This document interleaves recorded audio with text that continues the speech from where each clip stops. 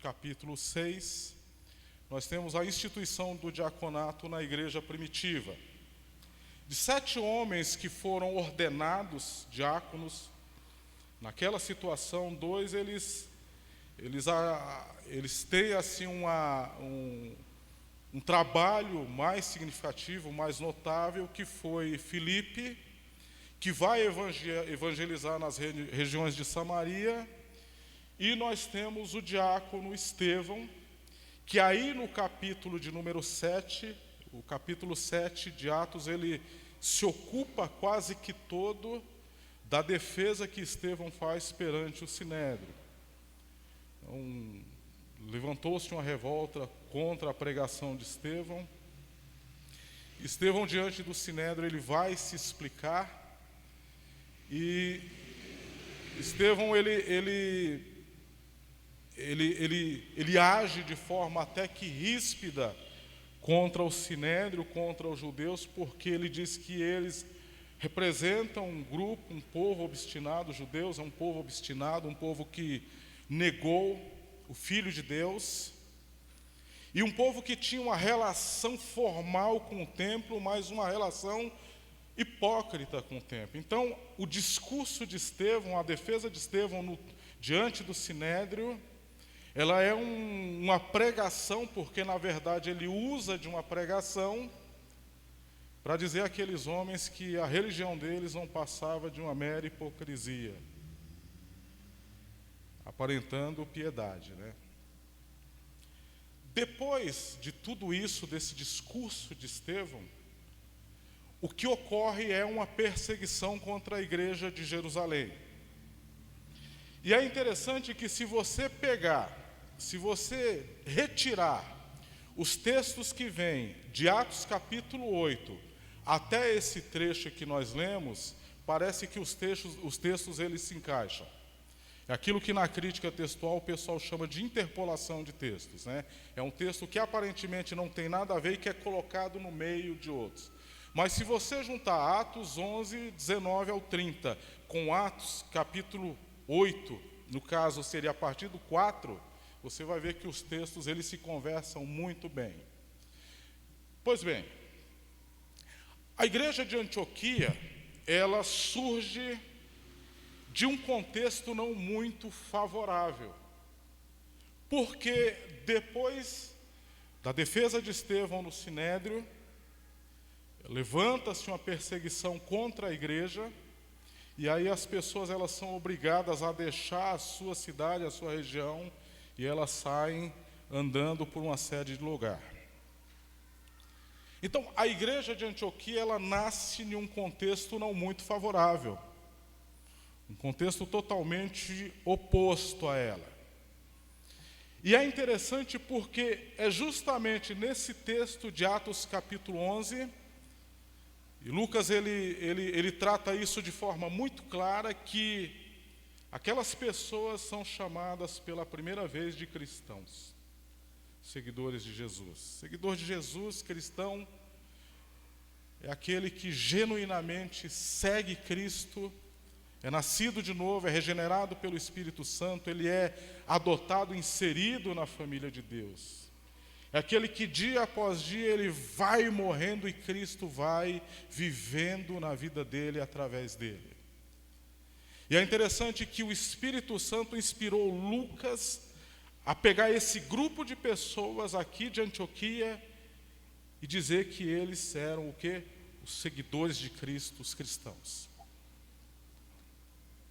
Toda vez que você responder uma pergunta sobre religião, e alguém falar, qual é a sua religião? Lembre-se da igreja de Antioquia. A primeira vez na história em que aquelas pessoas, os discípulos, reunidos em torno da palavra, a doutrina dos apóstolos, foram chamados de cristãos. Lembre-se sempre da igreja de Antioquia. E esse título ele acompanha nós até os dias de hoje. A minha intenção, meus queridos, nessa noite, a minha intenção com esse texto, com essa meditação, é olhar para o texto e identificar alguns aspectos que fizeram com que aquela igreja fosse uma igreja referência para todos nós. Uma verdadeira potência nas mãos de Deus. Assim, eu preciso dizer isso, eu preciso citar isso, porque eu acho que essa é a grande honestidade do texto.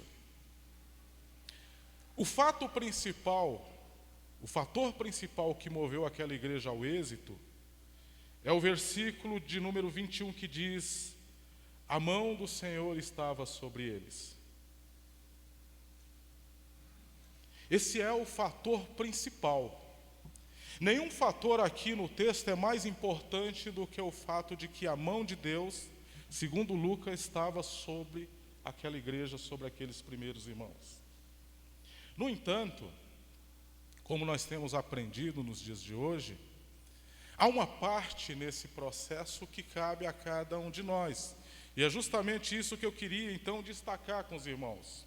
Ou seja, quais são os aspectos, na verdade comportamento, na verdade posicionamentos daqueles irmãos que levaram essa igreja ao êxito. Eu separei então 3 aspectos que eu acho que são muito importantes e são eles que eu queria compartilhar com os irmãos. Vamos para o primeiro deles. A igreja de Antioquia, ela teve origem no trabalho de pessoas comprometidas com a grande comissão.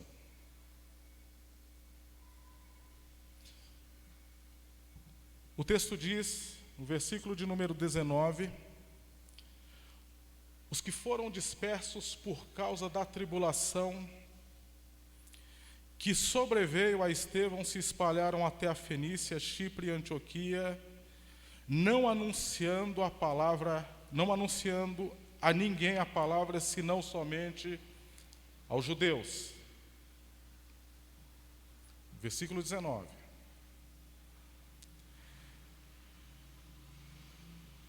Eles começam com um modelo aqui. Mas o versículo 20 diz o seguinte: alguns deles, porém, que eram de Chipre e de Cirene, que foram até Antioquia, falavam também aos gregos, anunciando-lhes o evangelho de Jesus. O termo também faz toda a diferença aqui dentro desse aspecto. O modelo é um modelo de pregação concentrada no povo judeu. Provavelmente foram judeus convertidos. Por uma questão cultural, eles começam anunciando a palavra aos judeus. O texto diz, somente aos judeus. Se não somente aos judeus. A NVI, ela diz, apenas aos judeus. E há uma tradução da Bíblia que diz, embora não pregassem a palavra a ninguém que não fosse judeu. Mas um grupo de pessoas que também sai nessa corrida, nessa caminhada, fugido. E aqui diz que eles eram de Chipre, Cirene, cidades gregas. Eles foram até Antioquia, e o texto diz que eles falavam também aos gregos. Então, nós tínhamos um primeiro modelo, modelo de pregação concentrada aos judeus, mas no mesmo texto nós temos um grupo de pessoas que tem uma pregação que, no meu entendimento, é aos judeus, mas é também aos gregos. Também, é o termo que ele usa.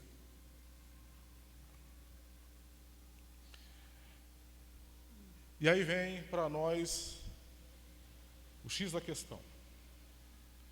Mateus capítulo 28, versículo 19, Jesus ele diz assim: ide, portanto, fazei discípulos de todas as nações. Atos capítulo de número 1:8 diz assim: recebereis poder ao descer sobre vós o Espírito Santo e sereis minhas testemunhas. Lucas ele alista cidades, depois ele diz assim, até aos confins da terra. O mandamento da grande comissão, ele é um mandamento explicitamente transcultural. O que significa isso? Significa que ele não está preso a uma cultura específica. Isso significa para nós que nós pregamos o Evangelho em Carapicuíba, mas se nós estivermos em um outro estado, em uma outra cidade, de uma outra cultura, nós temos que pregar o Evangelho também. Agora, eles saem fugidos. Quando eu li esse texto a primeira vez, eu fiquei refletindo, pensando, se eu estivesse fugindo de uma perseguição, se eu pararia para pregar o Evangelho. Isso é um confronto que esse texto ele faz no meu eu, no meu coração. Será que se nós fôssemos expulsos hoje daqui, se nós fôssemos hoje expulsos de nossas casas, de nossas residências, nós pararíamos e lembraríamos de pregar o Evangelho para alguém? Então é um texto que confronta a nossa pessoa, que confronta o ser de cada um de nós. E quando eu olho para esse texto, para esse acontecimento de pessoas que fugidas pregaram, cumpriram a grande comissão,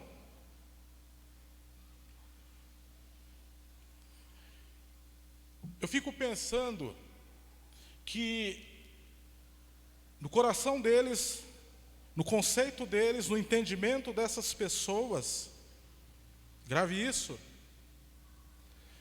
a pregação, o anúncio do Evangelho era mais importante do que a própria vida deles. Paulo diz assim, Atos 20, 24, eu não considero a minha vida preciosa para mim, conquanto que eu cumpra a carreira.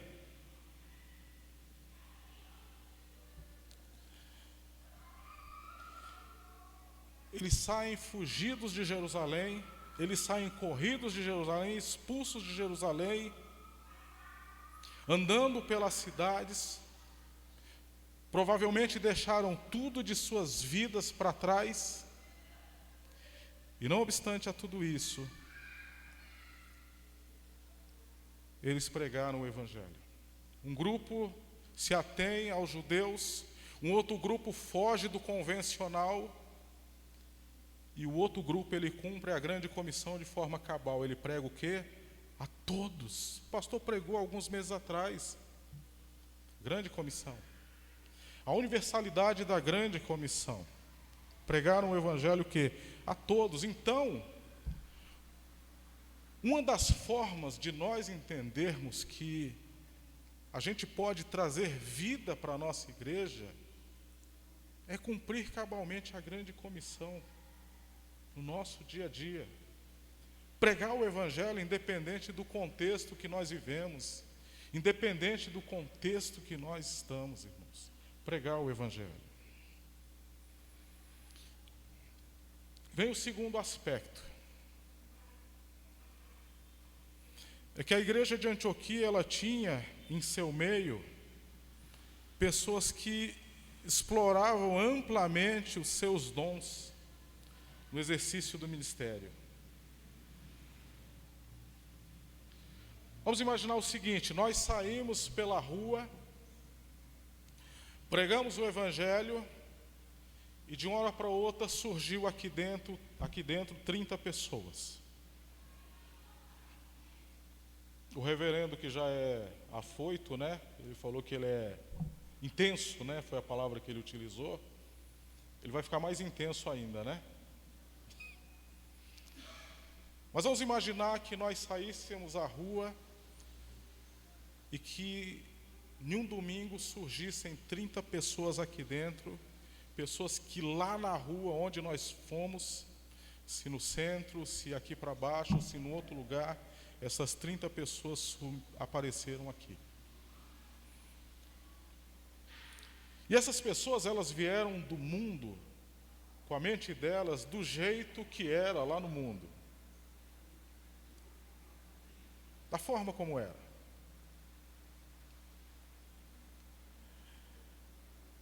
Aqui dentro começa um processo.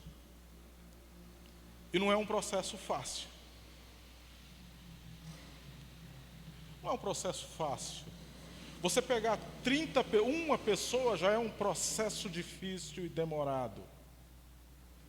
Porque o discipulado, o processo de ensinar, o processo de formar um discípulo, e esse processo ele se dá a vida toda, não é um processo que se dá em um mês, se dá em 40 dias, se dá em um ano, se dá em 4 anos de curso. O processo de se formar um discípulo é a vida toda, porque se aprende a vida toda, e se morre às vezes não aprendendo inúmeras coisas. Quando essas 30 pessoas chegarem aqui dentro, a gente precisa formar essas pessoas.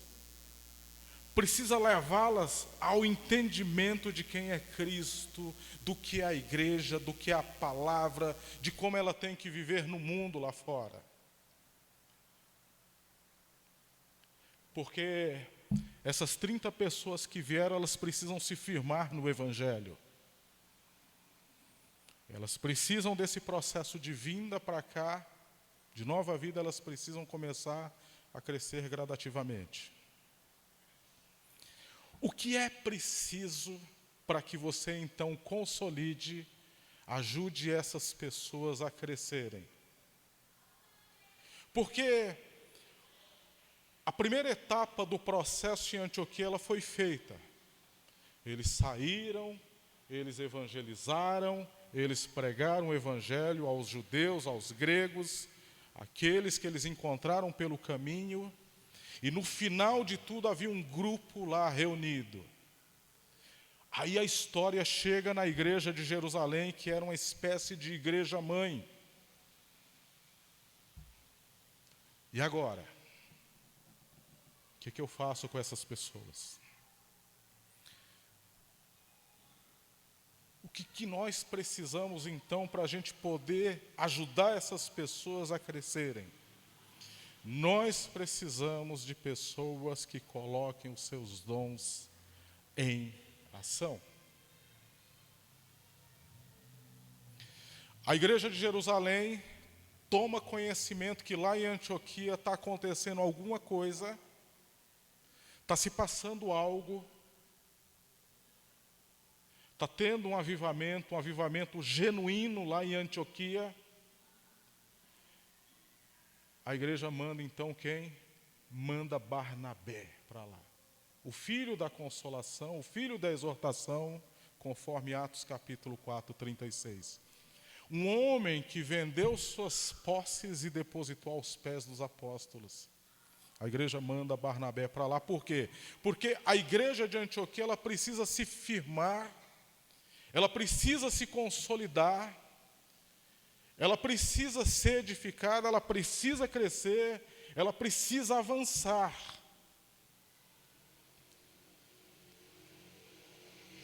Ela precisa ser discipulada. As pessoas precisam progredir, precisam amadurecer. E aí no versículo de número 22, depois que a notícia chega a Jerusalém, eles enviam Barnabé até Antioquia. A verdade é que Jerusalém quis certificar que o movimento que estava acontecendo lá em Antioquia era um movimento cristão verdadeiro. Mesmo caso é Atos 8, quando eles enviam os apóstolos a Samaria. E Barnabé, ele era uma pessoa que ele já tinha esse perfil de consolador, de um homem que exortava. E aí Barnabé desce até Antioquia. Quando Barnabé chega em Antioquia, Barnabé provavelmente compreendeu o trabalho que vinha pela frente, o que era necessário, e Barnabé vai atrás de outra pessoa, Saulo. E depois que ele acha Saulo, eles vão para Antioquia e diz que durante um ano, eles ensinaram a igreja. O texto diz que eles ensinaram numerosa multidão. E aí, pela primeira vez, eles são chamados o quê? De cristãos. Firmaram a igreja, discipular pessoas envolve trabalho. E não é pouco. Não é pouco. Eu estava numa reunião de condomínio certa vez, onde eu morava, e aí estavam dois representantes da administradora e o pessoal estava numa briga porque eles queriam uma coisa, eles queriam outra. Porque condomínio é muito parecido com igreja, né? Todo mundo quer tudo, né? A gente quer música, a gente quer estudo, a gente quer pintura, a gente quer um monte de coisa. E aí o administrador falou assim: vocês podem ter o que vocês quiserem. É só pagar.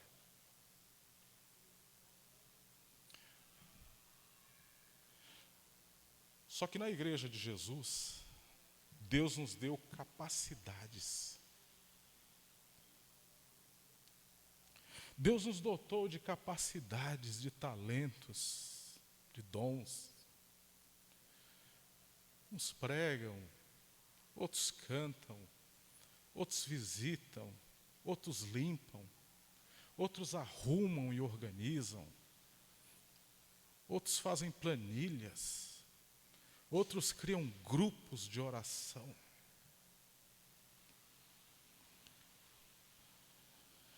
Nós podemos fazer o que nós quisermos. A gente precisa de gente para fazer as coisas.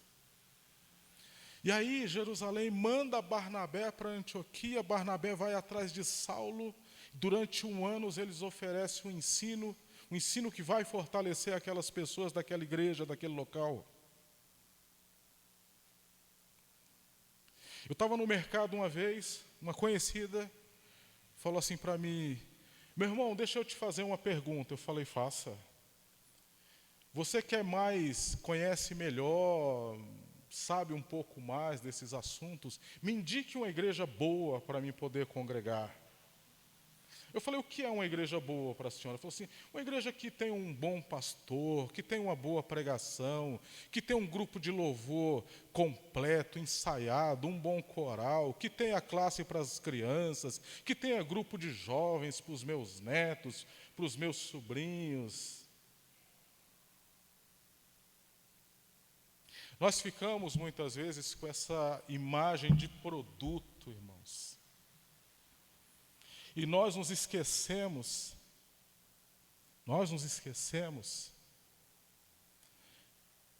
que tudo isso tem um processo.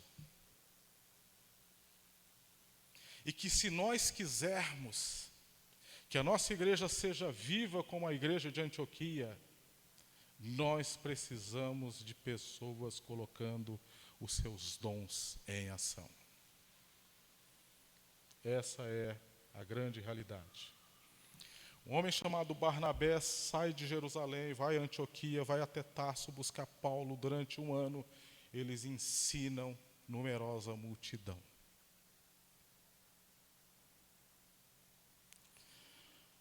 Pedro diz assim: servi uns aos outros, cada um conforme o dom que recebeu, como bons dispenseiros da multiforme graça de Deus. 1 Pedro 4,10. Servir uns aos outros. A igreja de Antioquia, ela tinha em seu meio pessoas que exploravam amplamente os seus dons no exercício do ministério. Alguns anônimos, né? Porque o pessoal que sai pregando no começo, a Bíblia não diz o nome deles. Não fala quem eles eram. Nesses versículos que nós lemos, o texto só vai dar o nome de 3 pessoas: Barnabé, Saulo e o profeta chamado Ágabo. O resto é tudo gente que ninguém sabe quem foi, mas que, naquela correria, evangelizou. A gente precisa, em nome de Jesus, explorar mais os nossos dons, para que a nossa igreja possa avançar e crescer, irmãos. E para a gente fechar, a igreja de Antioquia enxergou as adversidades como uma porta de entrada para um trabalho ministerial mais abrangente, mais amplo. Você sabe o que é crescer diante da dificuldade? A igreja enxergou a dificuldade, enxergou a adversidade como uma porta de entrada para eles promoverem um trabalho mais amplo, mais abrangente.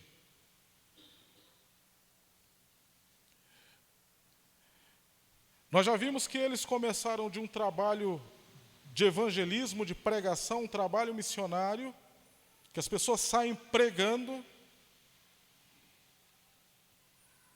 Nós vimos 2 obreiros magníficos, notáveis, que deram suas vidas por aquele trabalho.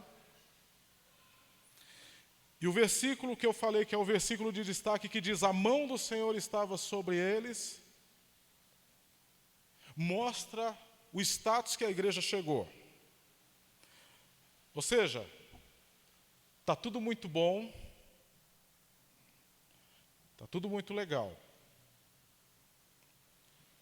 está tudo uma maravilha, mas aí chega uma notícia um pouco ruim. A igreja, então, ela toma conhecimento de uma realidade um pouco difícil. Um profeta chamado Ágabo vai descer e vai falar sobre uma fome.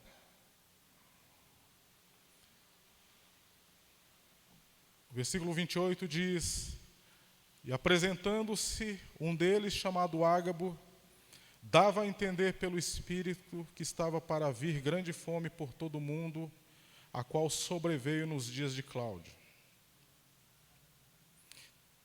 Essa igreja, ela já sabe viver com a dificuldade, viver com a adversidade. E aí a igreja, então, é chamada ao quê? À cooperação, ao auxílio. Cria-se uma frente de trabalho na Judéia. A Judéia vai passar por um período de fome. Da mesma forma, frentes de trabalho têm sido criadas no nosso contexto, na nossa realidade. Nós passamos 2 anos sofrendo por causa de uma pandemia. Quantas frentes de trabalho não foram criadas nessa pandemia? Para a igreja se mostrar que de fato ela é a luz do mundo, o sal da terra. Quantas oportunidades a igreja teve durante esses 2 anos? Se foi um período difícil para a igreja, com certeza foi. Tem igrejas que estão sofrendo até hoje por causa da pandemia, por causa do esvaziamento. Mas a gente não pode negar que a pandemia ela foi um período de oportunidade também para as igrejas. Para a igreja pregar o Evangelho, para a igreja se fazer presente nos momentos de dificuldade das pessoas. Foi, com certeza. Mas o problema nosso é que a gente olha a adversidade e a gente foge dela. A gente não consegue fazer esse filtro e entender que uma adversidade que se levanta, ela pode ser uma grande oportunidade para a gente criar uma frente de trabalho, para a gente criar um ministério, para a gente estabelecer um trabalho. Às vezes um alagamento no local, às vezes uma enchente, às vezes um grupo de casas que caiu numa encosta.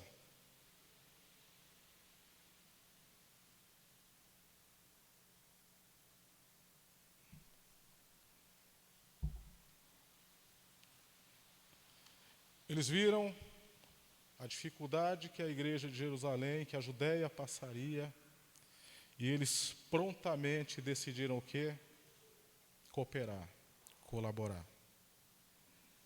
E o texto, o versículo de número 29 e o 30, vai dizer: os discípulos, cada um conforme as suas posses, resolveram enviar socorro aos irmãos que moravam na Judéia. O que eles com efeito fizeram, enviando aos presbíteros por intermédio de Barnabé e de Saulo. Nós aprendemos então que a igreja de Antioquia, ela teve origem no trabalho de pessoas comprometidas com a grande comissão, o ID de Jesus. Nós vimos que a igreja, ela se fortaleceu, ela se firmou com o trabalho de pessoas que colocaram seus dons em ação, em atividade. E a gente viu também que essa igreja de Antioquia, ela viu a adversidade, ela tomou conhecimento que algo de ruim iria acontecer na Judéia, e eles não fecharam o coração. Pelo contrário, eles se organizaram e eles prontamente atenderam aquela dificuldade, aquela necessidade. Esse é um modelo de igreja para nós. Com certeza não é uma igreja perfeita, porque nenhuma é. Mas é uma igreja que tem muito a nos ensinar. Diante de tudo isso, a pergunta é: o que eu faço então? Que recomendações então eu dou para você nessa noite para a gente então fechar? Seguindo esse modelo, seguindo aquilo que nós então falamos nessa noite. Primeiro, pregue o Evangelho de Cristo sempre, pregue o Evangelho de Cristo a todos. Sempre e a todos. Aproveite cada oportunidade da sua vida, cada momento da sua vida, cada situação, cada ligação telefônica, cada mensagem de WhatsApp, cada festa de família que você vai com a sua família. Aproveite. Pregue o Evangelho sempre e pregue a todos. Segundo, deixe de ser um mero espectador. Faça parte da história.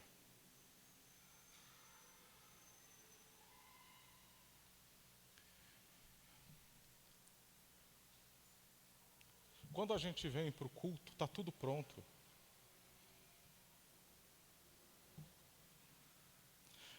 Você vem para o culto, o pastor já preparou a mensagem. O grupo já ensaiou. Os irmãos da mídia, lá de cima, já estão com tudo pronto ali para projetar, para gravar.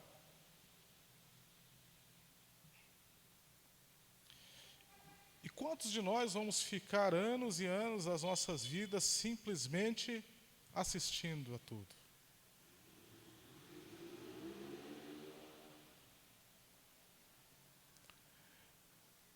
Deixe de ser um mero espectador.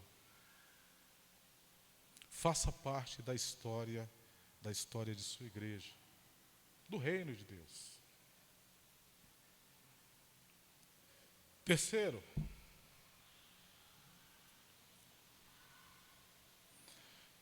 a igreja pregou, os dois apóstolos, os dois homens, os dois obreiros, firmaram o trabalho, ensinaram durante um ano. Quando estava tudo muito bom, a igreja foi e cooperou com outra frente de trabalho que se abriu na Judéia. Talvez você diga assim: eu já prego, eu já dou aula, eu já canto, eu já coopero. Vem aí então mais uma recomendação. Faça sempre um pouco mais, e aquilo que você faz, faça melhor. Eu já prego, pregue mais. Eu já dou aula, ensine mais.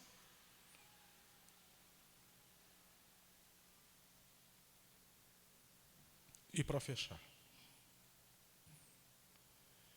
tribute a Deus toda a glória pelo êxito do trabalho.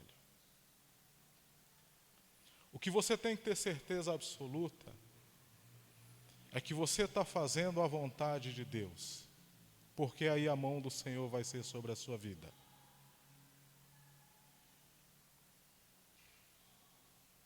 A gente vai poder ver Deus no trabalho que você está desenvolvendo. Pregue o Evangelho de Cristo sempre, pregue a todos.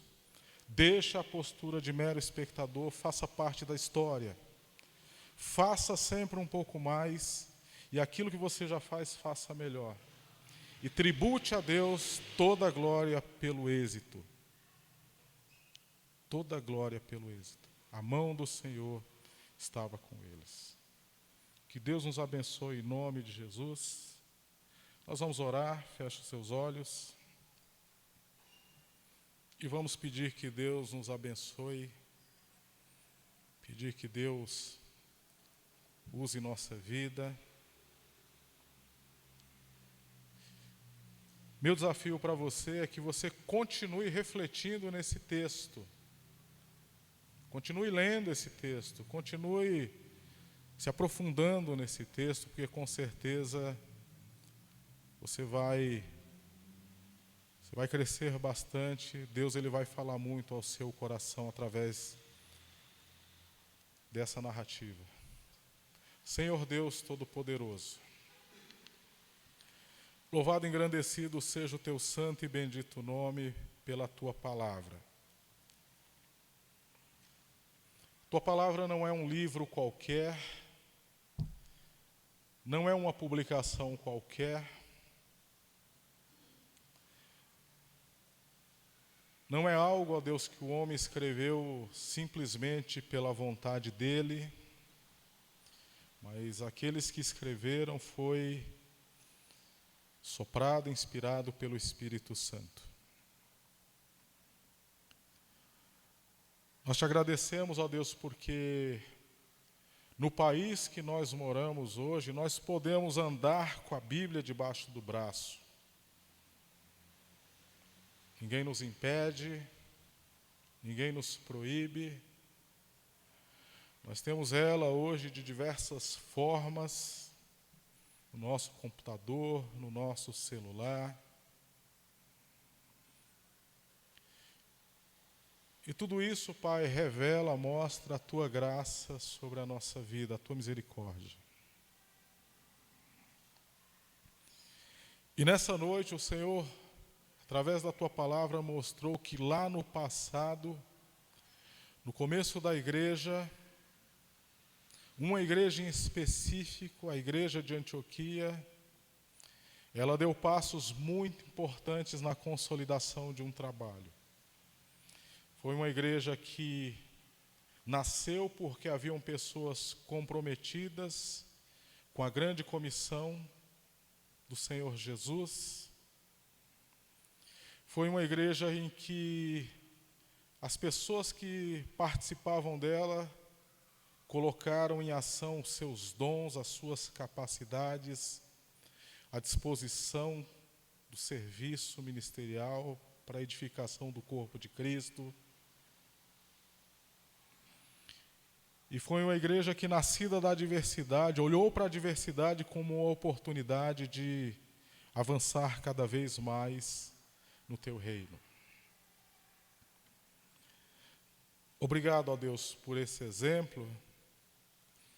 Obrigado, ó Deus, por aqueles primeiros irmãos.